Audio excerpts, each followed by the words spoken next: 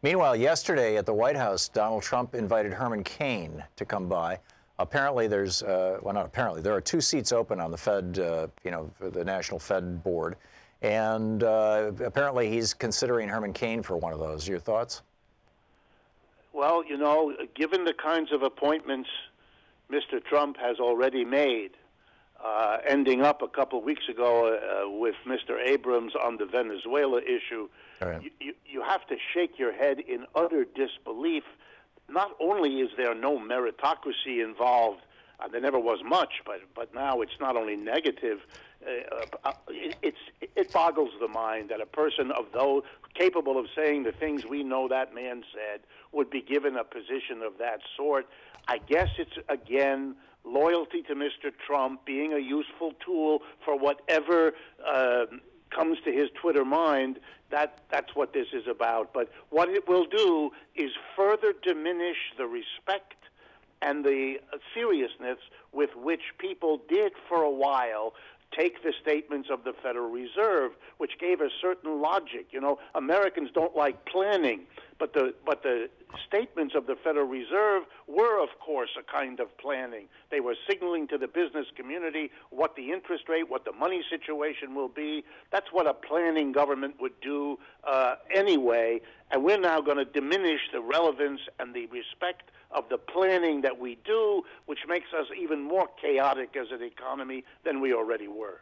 Finally, Professor Wolff, I'm curious your thoughts on the 2% wealth tax that Elizabeth Warren has proposed on all wealth over $50 million. You heard part of my rant about how this is just, how is this different from a property tax? And which is, I think, therefore, we have a precedent in this country for having a wealth tax.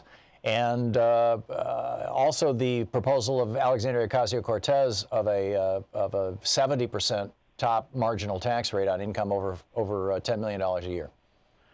Well, let's unpack that just very briefly. The property tax. As you correctly said in your prior remarks, the property tax in this country is an ethical abomination. We tax land, we tax homes, we tax automobiles, we even tax some business inventories.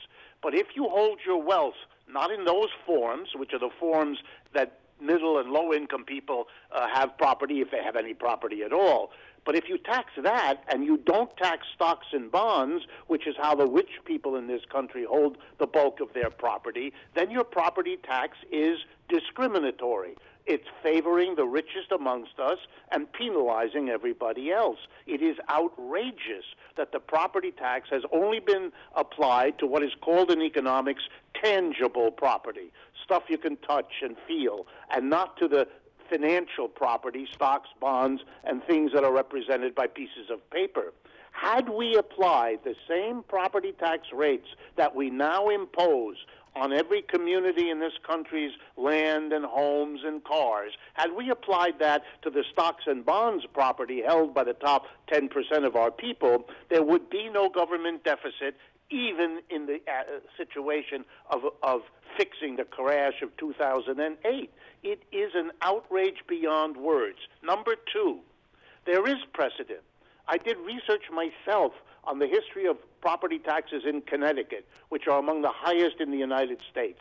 And it turned out, surprise, surprise, that in the earliest days of the state of Connecticut, the first property tax imposed was a tax on shares of stock in a canal linking New Haven, Connecticut with Hartford, Connecticut, the capital. So we have in our history, indeed, in many states of the United States, we have had property taxes imposed on intangible property, stocks and bonds. So this is not a new thing. It's not without precedent. It has existed in the United States, and it is only massive a prevention of people grasping this reality that has allowed rich people to impose a property tax on everybody else and exempt themselves. It is really extraordinary.